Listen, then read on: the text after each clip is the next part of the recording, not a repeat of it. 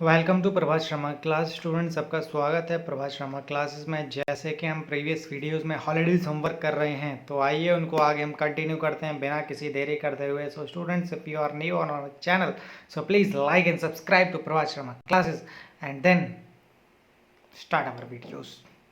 तो सबसे पहला क्वेश्चन अब हम मूव कर देते हैं। हमने 6 क्वेश्चंस कंप्लीट कर लिए थे। 3-3 क्वेश्चंस में हम वीडियोस को डिवाइड कर रहे हैं, जिससे कि बच्चे आराम से बिना किसी बर्डन के क्वेश्चंस और अपना हॉलीडेज होमवर्क को कर सकें। सबसे पहले 3 वीडियोस में स्टूडेंट्स हमने जाने थे, हमने कंपोनेंट एनवायरनमेंट जाना था, वाटर के बारे में, इंपॉर्टेंस ऑफ वाटर पे हमने पैराग्राफ भी रीड किया था, उसको समझा था। एंड देन उसके बाद हमने फर्स्ट वीडियो में हमने देश के नेबरिंग कंट्रीज़ की, पड़ोसी देशों की कैपिटल्स हमने पढ़ी थी, और साथ में एक वहाँ की करेंसीज जो थी, वहाँ की मनी करेंसी पढ़ी थी हमने। तो वहाँ पे कौन कौन सी करेंसी चलती है वो हमने जानी थी। सेकेंड वीडियो में हमने जाना था स्टूडेंट्स, हमने कुछ हमारे स्टेट्स हैं उनकी कैपिटल्स जानी थी। सेलेक्टेड स्टेट्स की 10 स्टेट्स की कैपिटल हमने पढ़ी थी। एंड देन उसके बाद हमने स्फीयर्स ऑफ द एनवायरनमेंट पढ़ा था। कौन कौन से हमारे स्फीयर्स हैं, जैसे लिथोस्फीयर, एटमॉस्फेयर, हाइड्रोस्फीयर, ये सब बनाकर हमारा बायोस्फीयर बनाते हैं, हमने पढ़ा था। और लास्ट क्वेश्चन हमने political map of India fill किया था, जिसमें हमने स्टेट्स फिल करी थी, पूरी 28 स्टेट्स। और अब हम अपने लास्ट पार्ट है, ये हॉलीडे होमवर्क का लास्ट वीडियो है हॉलीडेज होमवर्क की। तो इस वीडियो को शुरू करते हैं और अपने क्वेश्चन की तरफ ध्यान देते हैं। तो क्वेश्चन नंबर 7 क्या कहता है, आइए जरा देखते हैं। सो स्टूडेंट्स, क्वेश्चन नंबर 7 हमें कहता है right the names of all the prime ministers and their time period. आपको हमारे देश के जितने भी हमारे प्रधानमंत्री हुए हैं आफ्टर इंडिपेंडेंस, तो उनके आपको नाम लिखने हैं। ये आपको फोटोज़ के द्वारा मैं आपको दिखा रहा हूँ, और साथ में उसका टाइम पीरियड लिखना है। जैसे आपको ये टाइम पीरियड दिखाई दे रहा है, जैसे 9 जून 9 से 1964 से 1966 तक रहे थे हमारे जनवरी। तो ये सब जानते हैं, तो आइए जरा जान लेते हैं। और सबसे पहले आपको पता है ही कि हमारे देश के सबसे पहले प्राइम मिनिस्टर कौन थे, जवाहरलाल नेहरू। तो देखिए पंडित जवाहरलाल नेहरू की भी यहाँ पर फोटो आ चुकी है। उसके बाद हमारे गुलजारी लाल नंदा बने थे, ये इंटीरियम कुछ समय के लिए ही प्राइम मिनिस्टर बने थे कि हमें उस टाइम पे जो पॉलिटिकल कंडीशंस जो हमारी बनी हुई थी वो स्टेबल नहीं थी, कुछ उतार चढ़ाव हो रहे थे, कुछ ऐसी प्रॉब्लम्स आ रही थी। तो कुछ टाइम के लिए हमारे गुलजारी लाल नंदा बने थे। उसके बाद जब हमें डेमोक्रेटिक यानी कि पॉलिटिकल सिचुएशन सही हुई थोड़े ही समय के लिए, तो उसके बाद हमारे नए प्राइम मिनिस्टर की फॉर्म में आ गए लाल बहादुर शास्त्री, जो कि थे इतने छोटे से, उनका कद इतना था बट उनके काम इतने ऊपर थे, हमारे देश को कहाँ से कहाँ तक ले गए। तो स्टूडेंट्स हाइट पर ना जाएं, उनके कामों पर जाएं, उन्हें बहुत बड़े बड़े काम किए थे। तो लाल बहादुर शास्त्री, इन्होंने एग्रीकल्चर को भी बहुत ज़्यादा प्रमोट किया था, क्योंकि उस टाइम पर हमारा देश जो है एग्रीकल्चर बेस्ड कंट्री बोला जाता था, ग्राम प्रधान देश। नेक्स्ट है, उसके बाद इनके बाद भी दोबारा गुलजारी लाल नंदा बन गए थे थोड़े समय के लिए। अब देखो यहाँ पे दे रखा है कि जनवरी 11 से लेकर 24 तक बन गए थे, मात्र 13 डेज के लिए। इंदिरा गांधी उसके बाद बनी थी हमारी प्राइम मिनिस्टर। और नेक्स्ट हमारे प्राइम मिनिस्टर होते हैं मोरारजी देसाई। मोरारजी देसाई आपको दिखाई दे ही रहे हैं। और देन हमारे प्राइम मिनिस्टर्स बनते हैं, आगे कंटिन्यू करते हैं, चौधरी चरण सिंह। चौधरी चरण सिंह भी हमारे देश के प्राइम मिनिस्टर रह चुके हैं। इनका पूरा नाम चौधरी चरण सिंह था, और उनके नाम पर हमें पता है यूनिवर्सिटी भी क्रिएट है, यूनिवर्सिटी भी बनी हुई है, जो कि मेरठ, हापुड़ और इस तरफ चलती है बुलंदशहर साइड। तो चौधरी चरण सिंह हैं हमारे। और नेक्स्ट दोबारा इंदिरा गांधी बन गई हमारे प्राइम मिनिस्टर्स। तो इंदिरा गांधी का भी काफ़ी दबदबा रहा है, 2 बार प्राइम मिनिस्टर बन चुकी हैं ये। राजीव गांधी इनके बेटे बने थे, तो देखिए राजीव गांधी भी बन गए। उसके बाद वीपी सिंह बने थे, वीपी सिंह, विश्वनाथ प्रताप सिंह, ये भी हमारे प्राइम मिनिस्टर रह चुके हैं। देन चंद्रशेखर बने थे, चंद्रशेखर हमारे प्राइम मिनिस्टर रह चुके हैं। उसके बाद हमारे पीवी नरसिम्हा राव भी रह चुके हैं। इनके टाइम पर कंडीशंस अच्छी नहीं थी, डेमोक्रेसी देश को चला नहीं पा रही थी। बेशक ये 5 साल राज करके चले गए, बट इस टाइम पर हमारा देश खुश नहीं था। इन्होंने काफ़ी सरकार गिराने की भी कोशिश करी। और देन उसके बाद हमें काफ़ी अच्छा प्राइम मिनिस्टर देखने को मिले, जिनका नाम था अटल बिहारी वाजपेयी। इनको सल्यूट, क्योंकि इन्होंने अच्छे अच्छे काम किए थे। देन उसके बाद एच.डी. देव गौड़ा बने हैं हमारे प्राइम मिनिस्टर। एच.डी. देव गौड़ा जो कर्नाटक के भी चीफ मिनिस्टर रह चुके हैं, सीएम रह चुके हैं। इन्होंने भी देश को संभाला था अच्छा खासा। इनके बाद आई.के. गुजराल भी रह चुके हैं। इनके टाइम पर भी थोड़ी पॉलिटिकल सिचुएशंस डगमगाई थी, अच्छा देश नहीं रहा था हमारा।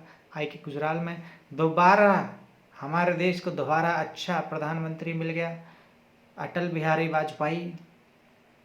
और देन साइलेंट मैन हमारे देश को मिल गए मनमोहन सिंह, जो शांत रहते थे, बस रिमोट पे चलते थे इंदिरा गांधी के। तो ये हमारे इम्पोर्टेंट पर्सन रह चुके हैं। बट इन्होंने जब ये फाइनेंस मिनिस्टर रहे थे 1991 में ईयर में, तो इन्होंने अच्छे काम भी किए थे। लिबरलाइजेशन, प्राइवेटाइजेशन, ग्लोबलाइजेशन की पॉलिसी भी यही लेकर आए थे हमारे देश में। फाइनेंस मिनिस्टर उस टाइम पे थे, बट टाइम पे जैसे प्राइम मिनिस्टर बनने को आए बिल्कुल चुप हो गए, साइलेंट पर्सन बन गए। और ये किसके कदमों पे काम किया करते थे? इंदिरा गांधी के कदमों पे, सबको पता है। देन ये प्राइम मिनिस्टर के बाद अब हमारे at present prime minister Narendra Modi हैं, नरेंद्र दामोदर दास मोदी, इन्होंने शपथ ग्रहण करी हुई है। तो ये 2014 से ही अब तक चलते हुए आ रहे हैं। आज के टाइम पे 2021 है, करीब 10 साल पूरी होने को आ जाएंगे 2023 तक। तो ये हमारे देश के कुछ प्राइम मिनिस्टर्स हैं। ये स्टूडेंट्स मैंने आपको पिक्चर्स के जरिए, उनकी फ़ोटोज़ के ज़रिए मैंने आपको प्राइम मिनिस्टर समझाए हैं। आगे नीचे हम लिस्ट को कंटिन्यू करते हैं। यहाँ पर लिस्ट बनी हुई है इनकी, कौन कितने ईयर से कब तक ईयर तक रहा है, साथ में कितने डेज हैं। जरा लिस्ट को देखते हुए चलते हैं स्टूडेंट्स। तो सबसे पहली जो लिस्ट हमारी बोली गई है वो ये है जवाहरलाल नेहरू, जो कि 16 ईयर्स रहे थे। कह सकते हैं कि 3 बार प्राइम मिनिस्टर बन चुके हैं, 5-5 साल करके। 16 ईयर्स 286 दिन 286 डेज, यानी कि पूरे 17 ईयर्स रह चुके हैं भाई ये तो सबसे लंबे प्राइम मिनिस्टर रह चुके हैं जवाहरलाल नेहरू, सोचने वाली बात है। नेक्स्ट है गुलजारीलाल नंदा, जो कि एक्टिंग थे, यानी कि थोड़े टाइम के लिए ही थे, 13 डेज के लिए रहे थे, 27 मई से लेकर 1964 तक। और याद रहे जवाहरलाल नेहरू के टाइम पर, क्योंकि सबसे पहले प्राइम मिनिस्टर भी थे, और इनके टाइम पर गवर्नर जो थे वो लॉर्ड माउंटबेटन थे, हमारे देश को संभालने के लिए गवर्नर ऑफ इंडिया। नेक्स्ट अब हम बात करते हैं स्टूडेंट्स लाल बहादुर शास्त्री। गुलजारीलाल नंदा के बाद जैसे मैंने बताया था ऊंचे ऊंचे काम किए थे, एग्रीकल्चर को प्रमोट किया था। तो गुलजारीलाल नंदा के बाद हमारे लाल बहादुर शास्त्री बने, जो कि कब से थे? 1964 से लेकर 66 तक। ये करीब 1 ईयर 216 डेज तक बने रहे हमारे देश में। कम समय के लिए नहीं थे, बट कोई बात नहीं, कम समय में लिए बड़े चमत्कार करके चले गए। नेक्स्ट है गुलजारीलाल नंदा दोबारा आ गए हमारे थोड़े टाइम के लिए, ये भी दोबारा 13 डेज के लिए बने हैं। और फिर इंदिरा गांधी आ गई हमारी, ये 2 बार बनी हैं। जो 2 बार बना है उनके नाम भी 2 बार लिखे हुए हैं अलग अलग हेडिंग्स में। इंदिरा गांधी, और गांधी से याद आया, ये हमारे परिवार चलता हुआ आ रहा है। जवाहरलाल नेहरू की बेटी इंदिरा गांधी थी, देखिए हमने ऊपर भी पढ़ा था ब्लू कलर के, उसमें जवाहरलाल नेहरू की आगे फैमिली दे रखी है।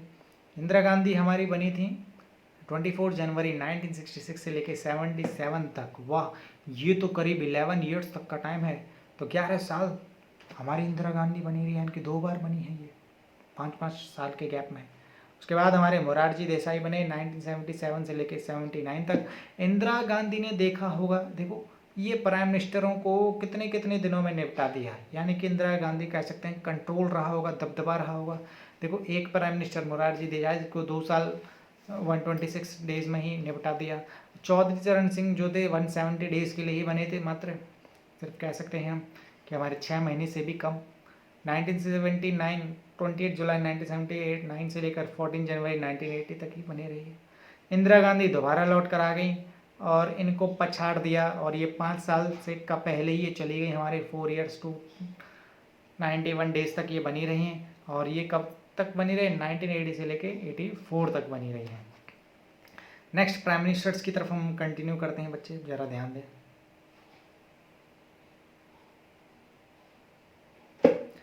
राजीव गांधी, उनके बेटे दोबारा आ गए बन के। तो आइए जरा देखते हैं राजीव गांधी, जो कि 5 साल 5 ईयर्स 32 डेज तक रह चुके हैं प्राइम मिनिस्टर। और एक कौन से ईयर तक बने हैं? 31 अक्टूबर से 1984 से लेकर 1989 तक बने रहे हैं ये। वीपी सिंह, विश्वनाथ प्रताप सिंह, ये भी हमारे प्राइम मिनिस्टर बने रहे, 343 डेज के लिए हैं, कह सकते हैं कि 1 साल भी नहीं बन पाई है। तो 2 दिसंबर 1989 से लेकर 1990 कह सकते हैं। ये जो आपको बीच बीच में जो एक साल से कम में जो प्राइम मिनिस्टर बने हुए हैं, ये 1-2 साल के लिए जो बने हुए हैं, तो सोचो कांग्रेस ने कितनी जद्दोजहद करी, कितना सारा संघर्ष किया है इन सबको गिराने में कि आप प्राइम मिनिस्टर ना बन सकें।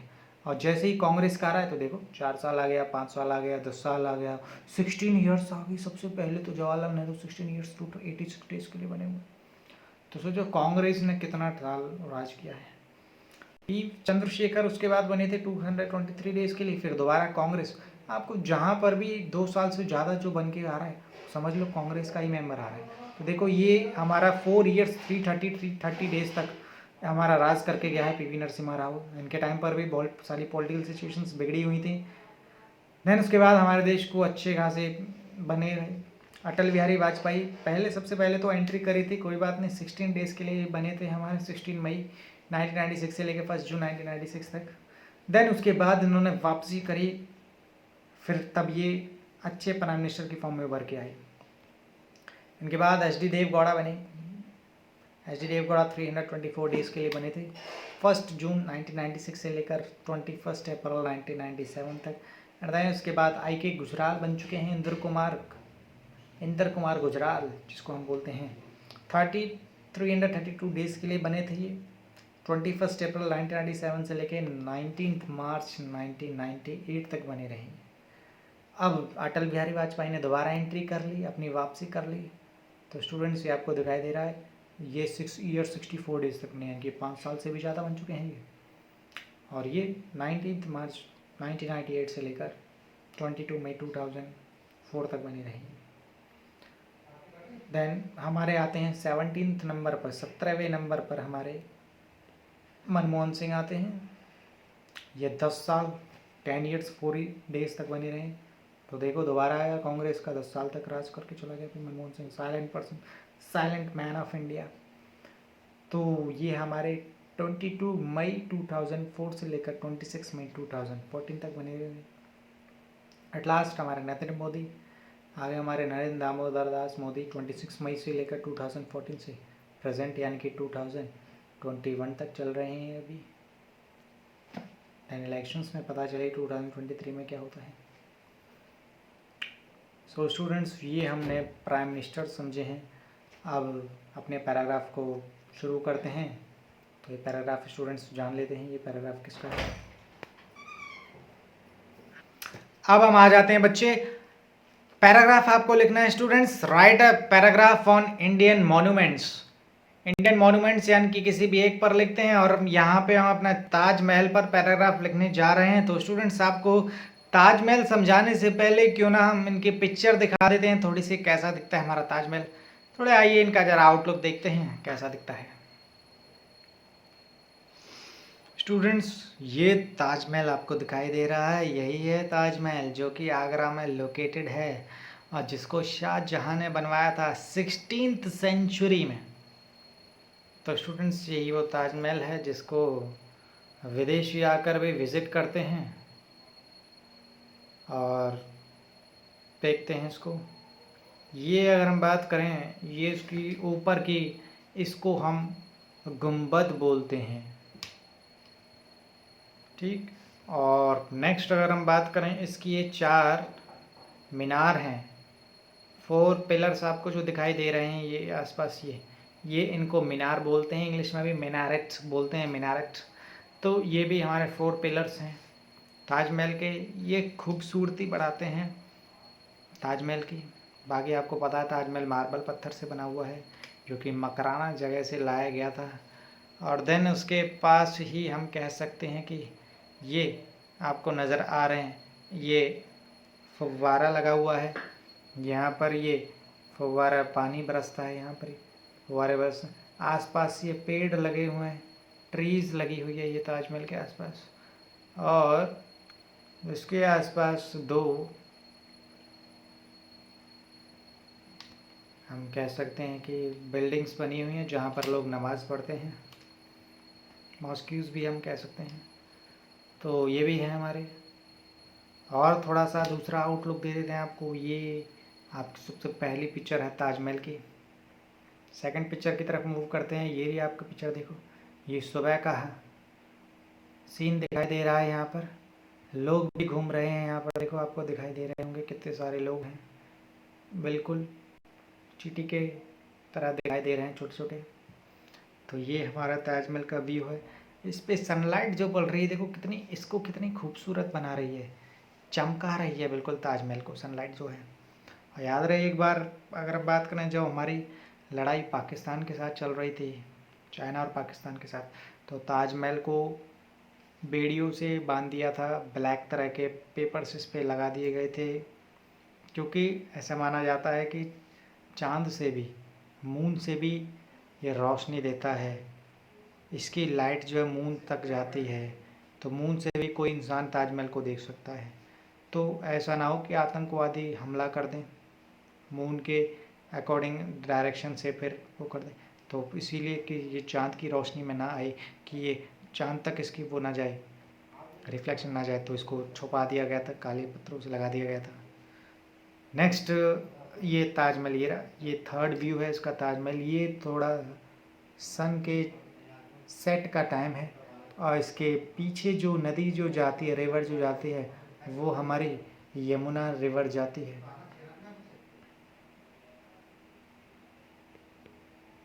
यमुना रिवर जाती है हमारी स्टूडेंट्स।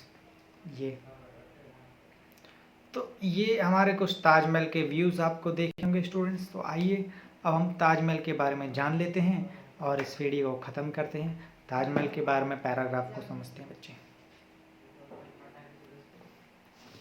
सो स्टूडेंट्स, अब हम ताजमहल के पर डिस्कस करते हैं, ताजमहल टॉपिक पर क्या कहता है, क्या इसके डिस्क्रिप्शन है, आइए ज़रा जानते हैं, और उसकी कहानी भी थोड़ी सी जान लेते हैं। ताजमहल के पैराग्राफ को हम रीड करते हैं स्टूडेंट्स। आइए तो अब हम जान लेते हैं। So students, the Taj Mahal is a white marble mausoleum built by the 17th century Mughal emperor Shah Jahan. Taj Mahal जो कि ताजमहल 17th सेंचुरी हो, 16th सेंचुरी निकल गया था मुँह से, 17th सेंचुरी में बनाया गया था, और ये मकबरा है, मोलोजियम को हम मकबरा बोलते हैं। ताजमहल शाहजहां ने मिलकर बनवाया था। तो यहाँ पर जो मुमताज़ महल की मकबरा है, प्लस साथ में नूरजहां का भी देखा जाता है, तो यहाँ पर बनाया गया है। The Taj Mahal, the Mahal was built in loving memory of emperor beloved wife Mumtaz Mahal. Taj Mahal जो है अपने प्यार की यादगार में, मोहब्बत की यादगार में ताजमहल बनवाया था, और शाहजहां ने बनवाया था, ये तो हमें पता ही है। और किसकी यादगार में बनवाया था? ये हमारी मुमताज महल की यादगार में बनवाया गया है। It took 22 years and 22,000 workers to construct the Taj Mahal.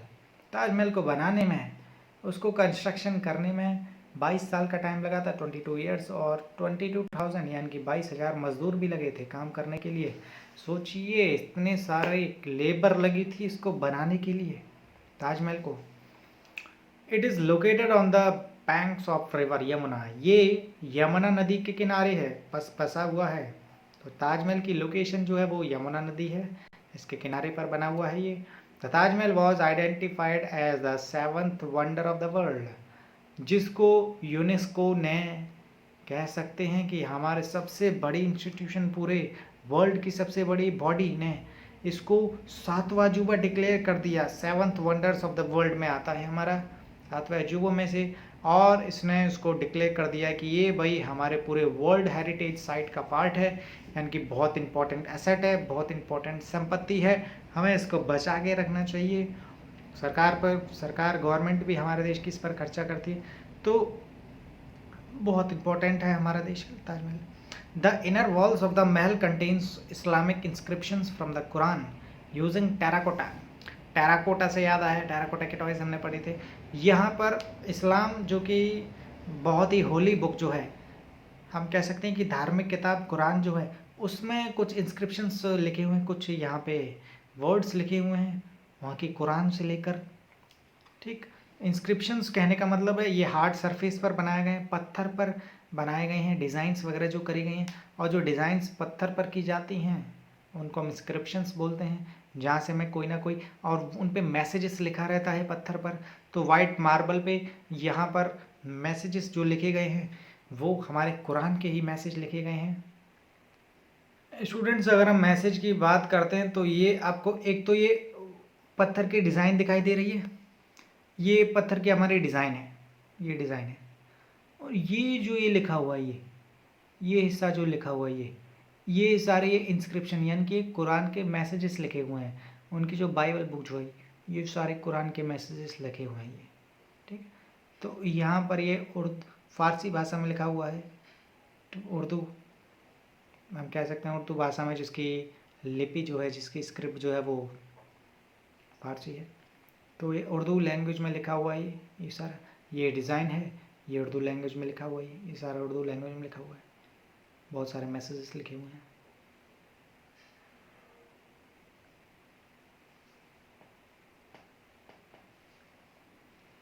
Next जरा जान लेते हैं बच्चे।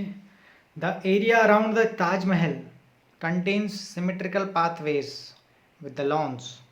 सिमेट्रिकल पाथवेज कहने का मतलब है ये सिमेट्रिकल बने हुए हैं, ठीक। यहाँ पर ये इसके ये चार कह सकते हैं कि ये चार तरह के बने हुए हैं गार्डन्स, ये सारे पत्थर पर ये डिज़ाइनिंग्स करी गई है इसको, ठीक है। तो ये सिमेट्रिकल है हमारे।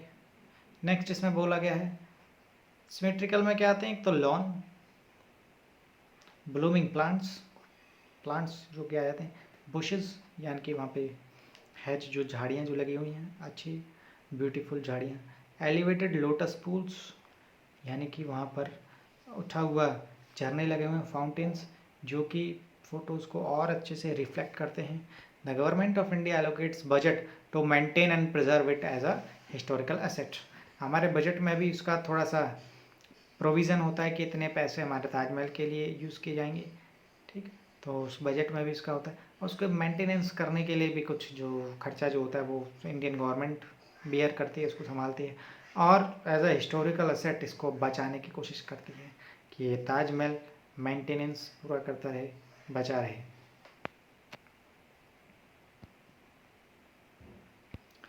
नेक्स्ट जान लेते हैं स्टूडेंट्स, इसमें दे रखा है the Taj Mahal attracts thousands of tourist from all over the world. Taj Mahal जो है बहुत सारे यात्रियों को अट्रैक्ट करता है, आकर्षित करता है, बहुत सारे तरह तरह के विदेशों से, फॉरेन से, हमारे अलग अदर कंट्री से हमारे टूरिस्ट आते हैं घूमने के लिए, इसको देखने के लिए, इसके डिज़ाइंस वगैरह को देखने के लिए, और यहाँ पे क्या क्या चीज़ फेमस है वो सब देखने के लिए। The monuments represent a great cultural diversity. ये मॉन्यूमेंट जो है, ये स्मारक जो है, ये बहुत ही हमारे देश का कह सकते हैं कि संस्कृति, हमारे देश को रिप्रेजेंट करता है, हमारे देश की संस्कृति को मोह प्यार की यादगार में बनाया गया है ये।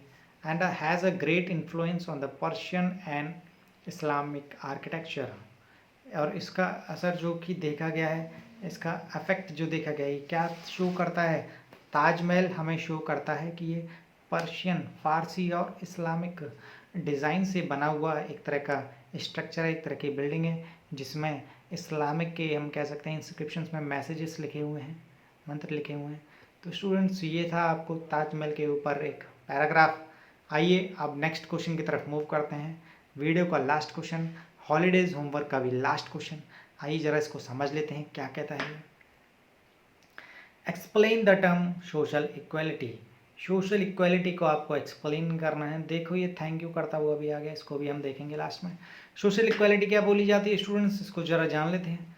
Social equality is a state where peoples are treated fairly. एक तरह की ऐसी कंडीशन होती है, एक तरह की परिस्थिति जहाँ पर सभी लोग समान तरीके से ट्रीट किए जाते हैं, उनके साथ व्यवहार किया जाता है, बराबर का व्यवहार किया जाता है। Equal chances are given without any discrimination. सभी को बराबर का मौका दिया जाता है किसी भी भेदभाव के बिना, यानी कि ऐसी किस परिस्थिति को क्या बोला जाता है, सोशल इक्वालिटी। सोसाइटी में जो इक्वालिटी बनाए रखे, जो ऐसी कंडीशंस बनाए, सभी को बराबर का मौका दे, सभी के साथ बराबर का व्यवहार करे, उसको हम सोशल इक्वालिटी बोलते हैं।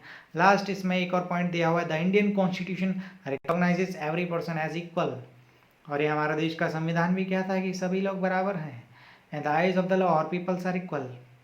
तो हम कह सकते हैं कि कानून की नज़र में सभी लोग बराबर हैं, कानून सबके लिए बराबर काम करेगा, चाहे वो अमीर हो या गरीब हो, रिच हो या पुअर हो, किसी भी कास्ट का हो, किसी भी रिलीजन का हो, कोई भी जेंडर हो, मेल हो या फीमेल हो, किसी भी कह सकते हैं कहीं पे भी उसका बर्थ हुआ हो, कहीं पे भी जन्म हुआ हो, तो वो सब बराबर माना जाएगा। तो उसके लिए इक्वालिटी बोला गया है। यही सारी चीज़ आती हैं, चाहे वो इकोनॉमिकल एजुकेशन बैकग्राउंड, चाहे वो पढ़ा लिखा क्यों ना हो, चाहे वो ट्राइब्स में जनजाति किसी भी कहीं से भी कम्युनिटी से बिलोंग करता हो, सभी को बराबर ट्रीट किया जाएगा, यही हमने सोशल इक्वालिटी में समझा है। तो स्टूडेंट्स यहाँ पर ये देखो थैंक यू भी हम करते हैं। शोल हॉलीडेज होमवर्क यहाँ पर आपका ख़त्म हो गया है। और देखो एक ऐसी तितली सी आ रही है जो ये फ्लावर की तरफ अट्रैक्ट हो रही है, ये बटरफ्लाई। तो ऐसे ही बिल्कुल आपको भी स्टडीज़ की तरफ अट्रैक्ट रहना है, बिल्कुल जुड़े रहना है पढ़ाई से। देखो ये फूल की तरफ आ रही है जुड़ने के लिए, अपना हनी लेने के लिए, है ना। तो बस बिल्कुल ये भी क्या है, आपको भी पढ़ाई से अपना हनी लेना है, ठीक, अट्रैक्ट रहना है, बिल्कुल जुड़ा रहना है अपनी पढ़ाई से। तो स्टूडेंट्स कैसा लगा, यहाँ पर आपकी वीडियोस हॉलीडेज होमवर्क की ख़त्म होती है, थर्ड पार्ट था।